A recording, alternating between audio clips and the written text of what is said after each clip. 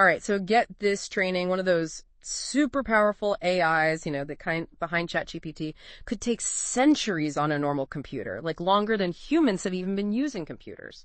Crazy, It right? really puts the large language model, doesn't it? It really does. And the thing is, these LLMs, they're not just sci-fi anymore. They're already shaping up how we write, code, even just chat online. But, and this is a big but, actually getting them to work reliably, that's a whole other challenge. That's where LLMOps comes in. LLMOps, there it is. Sounds kind of intimidating, right? It does sound a bit like something out of a tech jargon dictionary. For sure. Yeah. So before we dive into the nitty-gritty, can you give us a simple, what is LLMOps in a nutshell? Imagine, right, needing to manage something as complex as the entire electrical grid. But instead of electricity, we're talking about artificial intelligence. LLMOps is the framework that helps us control and direct all that AI power, especially for these LLMs everyone's talking about. So LLMs, they're like the raw, powerful engine, and LLMOps is what? The steering wheel and the brakes, making sure we don't crash. Precisely. A good analogy. Mm-hmm. Because just like you wouldn't want to drive a race car without, a skilled team and all the right equipment, you can't just unleash the power of LLMs without a robust system to manage them. Makes total sense. And we're talking about some seriously heavy-duty AI here. I remember reading somewhere that training an LLM from the ground up could take, get this, centuries, like literally hundreds of years. You're not kidding.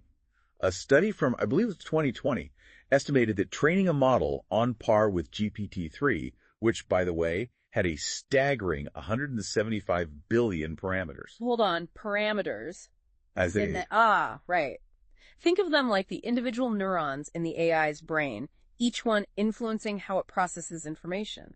So training GPT-3 with all 175 billion of those parameters could take over 3 centuries on a standard computer and cost an astronomical amount of money. No wonder everyone isn't building their own LLMs in their basement, so what's the alternative? Well, instead of starting from scratch every time, we can now use these pre-trained models, think of them like, seasoned chefs who already know all the basic recipes, and we can fine-tune their expertise for specific tasks. That's where prompt engineering enters the picture. Ooh, prompt engineering. Okay, now you're speaking my language. I've dabbled in a bit of coding myself, so this whole idea of talking to AI in code is fascinating. It's a bit like that, yeah. Prompt engineering is all about crafting the perfect instructions, the prompts, to guide the LLM toward what you want it to do. You need to summarize a dense research paper, maybe write a catchy jingle for a new product.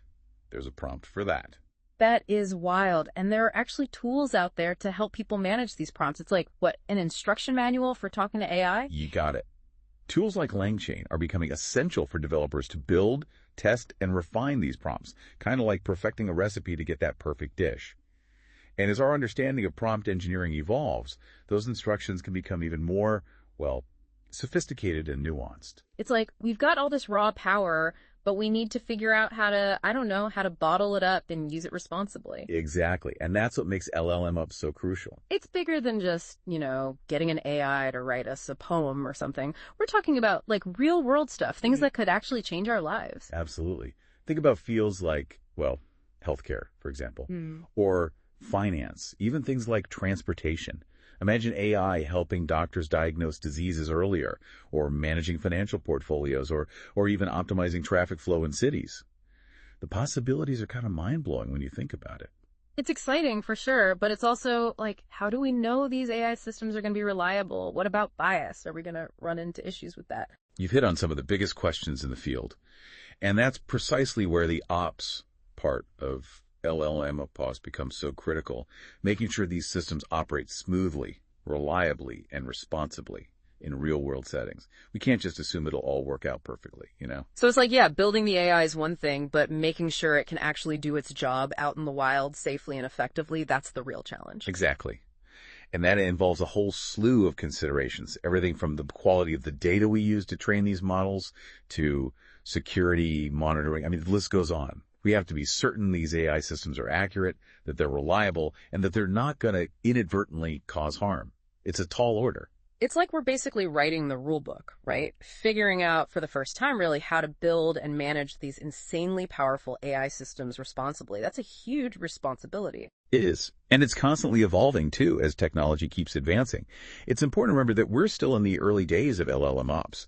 But even at this stage, it's clear that this field is going to be essential in shaping the future of AI as a whole. Okay, so we've got this incredibly powerful technology on our hands, and we're still figuring out how to, like, wrangle it all.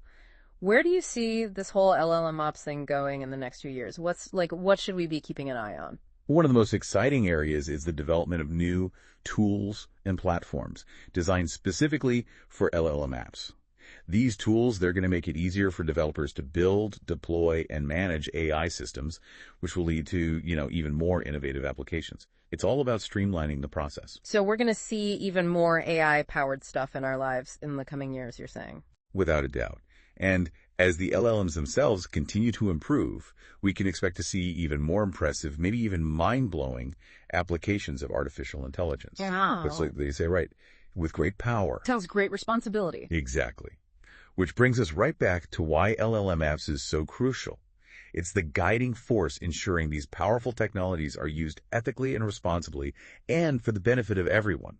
It's not just about the wow factor of AI, it's about that how we make sure it's a force for good. This has been, like, eye-opening, really. But for those of us who aren't, coding whizzes, what's the big takeaway? Why should we care about LLM apps? That's the thing about LLM apps. It's not really about the, algorithms and all that technical stuff. It's about making sure this powerful AI technology is actually used for good, to benefit everyone. So it's less about the nuts and bolts of how it works and more about the impact it could have. Exactly. Most people don't need to know how a car engine works to, drive to the store. LLM apps is like setting the safety standards for the AI cars we're building, making sure they're, safe to be on the road.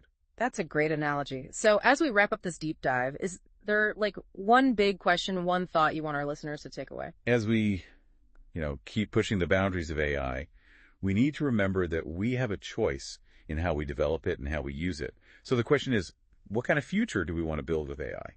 And what role will each of us play? That's something to think about, for sure. It's been amazing exploring this whole world of LLM apps with you. It's been a pleasure. And to everyone listening, don't forget to check out the show notes for links and more info. Until next time.